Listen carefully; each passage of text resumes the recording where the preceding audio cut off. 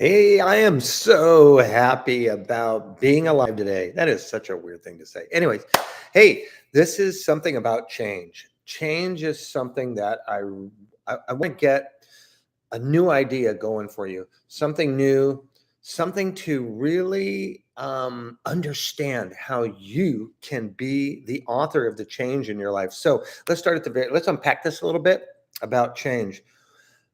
Most of us come into the idea of change in very freaky ways, like uncomfortable, unattractive, where we're being pushed into something. And that leaves us with a terrible, sour taste of the experience of change because it's being put upon us. Like, do you remember the first day where you had to go from maybe being at your parents' home to being in kindergarten? That was like freaky because it's being forced on you. It's something new. You're out of the ordinary routine. You're a little tiny person. Maybe you're a little taller than that, and you're going to an environment that is not governed by your family. You don't know what the rules are and how the things work, and it's very freaky. That kind of change where you're being pushed into an environment is when that whole thing of change gets yucky. And or you might be in a relationship that suddenly ends abruptly, and that other person, your significant other, is the one who implemented the change and wanted to no longer be next to you as your number one guy or girl. That is a very difficult change that gets put on you. Now, why are those changes happening? Because initially, when you're getting into your life as being a human, then you haven't mastered the way in which to make things work for you at the optimum potential. And in the beginning stages, change needs to learn how to, the life is shaping you. And so life is ushering in change. And that change is dramatic, or it can be subtle, but it can be dramatic, it can be ease, or it can be like total havoc. So once you begin to learn about how does life work, the metaphysics behind life. So you got the physics of solid things, but you need to learn about the philosophy of the meta, of things that are above and beyond what is in tangible form. So when you get into that philosophy, what you learn is to implement your change. So the universe always wants change. The earth is constantly turning, the sun and the moon are doing their thing, and we are here doing our lives, wanting to be in charge. And if we don't get a hold of ourselves and make for evolving, then change comes in on you unexpectedly. That's where the issues come in. So what you want to do is you want to reverse this cycle that's happening. Instead of recycling, oh, drama and pain, you want to be the inventor of your next move. When the universe sees you evolving and moving towards refinement of who you are as a man or a woman, then it doesn't need to push you over the cliff to see if you have faith and if you can fly, because that's when it gets crazy.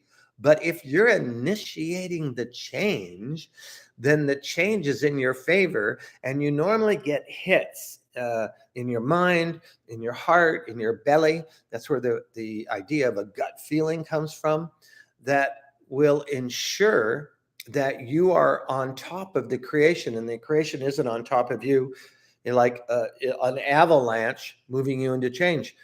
So as examples, I remember when I was 20 years old, I had like 3 weeks left till I was turning 21. So this happened to be in August of like 18, like 1981. I started reversing numbers. And I rented a home with two other buddies, so three of us all together in Whittier, nice old town here in Southern California. And within like a week, one of the two guys was my best friend, came home and said, "Oh, I'm going to go to Chico State College. I'm leaving for college." And I'm like, "Wait, we're rooming here. This is it." And the buddy whose parents actually owned the home, he came home and said, "Hey, my parents are selling the house and I'm moving to Texas." What? The whole world, it felt like the carpet. But I had sensed change happening. I had sensed change happening. And I began to engage in conversations, new conversations with new people, to see where it was going to take me. Well, those little changes in my initial gut feeling resulted in less than 3 weeks. I went from Whittier in California, which wasn't far from my hometown of Hacienda Heights, to Newport Beach, California. Now, I did grow up going to Huntington Beach as a young surfer and, body surfing and board surfing. But Newport was something I didn't know very much about, but it would be a game changer. And I landed softly. I landed in a transformative condition where the rest of my life, the blueprint for the rest of my life would be happening. That kind of change is good. Now, I've been in, lousy moments, as most of us, if you're employed and suddenly you're not employed, then that hasn't, but if you're not paying attention, then the change is going to push you. So I went from being in like a television role, in a role with in production for television, to like waiting tables because I wasn't paying attention to what was in my best interest. I thought what was in my best interest, I was handling. So when you're not handling it, life will bring you change to give you a directional shift, right? So you have to pay attention to how is change coming in on you. Is it coming in because you're an architect and you're designing the way in which you're growing and you're learning? Or is life dragging you along? Is life forcing you to live in the city or the state or the country that you're in? Or are you getting a hit that you might want to live somewhere else? And you need to go out into that zone, that space, and start walking a city or a town and finding out, where does it feel right to you to fit in, so that when the moment comes for you to move, you know where to land, right? Or if you're looking for a healthy and happy relationship and you have found one that is more irritating and isn't supportive, or it's toxic, then you need to listen to your gut feeling and begin to use tools in order to get the relationship that you want. And maybe that means you're single for a little while. Maybe you meet somebody the next day after you break up. But you begin to be the usher, right? You need to usher in your own change.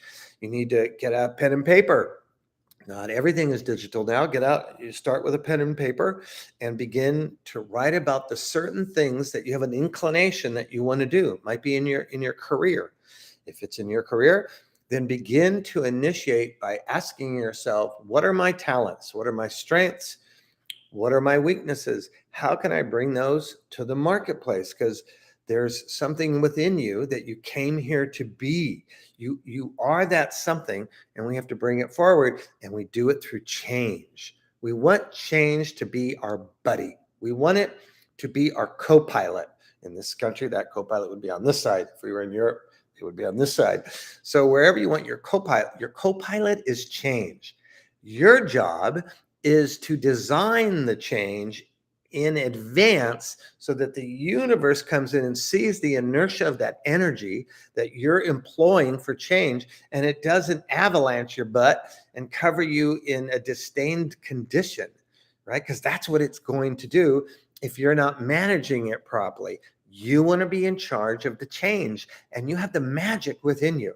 If you're seeing and hearing me at this moment, there's magic within you. I'm absolutely certain of it.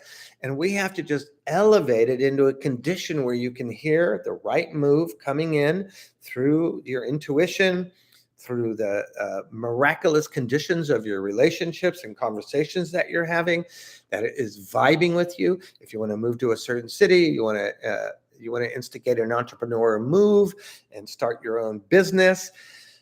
Being the one who governs your life is where most of the most successful people land. And if you want to join this wonderful group, there's never been more wealth in the world than there is right now. And that means more opportunity, more seasoned people for mentoring. And that is something you would best utilize in your life. Have a circle of mentors, of people that are smarter than you and can help you, and maybe you're smarter than them in other areas. But get your friends who are the most badass people that you know, nurture their friendship, hang in there through the tough times with them, and they'll hang in with you through the tough times. And then when the good times come, you all can rock and roll together. But initiate change never stops. From the moment you were born, you had to learn how to crawl, then you had to learn how to walk, and then you had to learn how to talk. Those were the beginning of being human. Now that you're a full grown human, it's your job to learn the philosophies that help you manage a very peaceful, free flowing, dynamic, gracious experience. And that doesn't mean resistance, that means getting in the flow.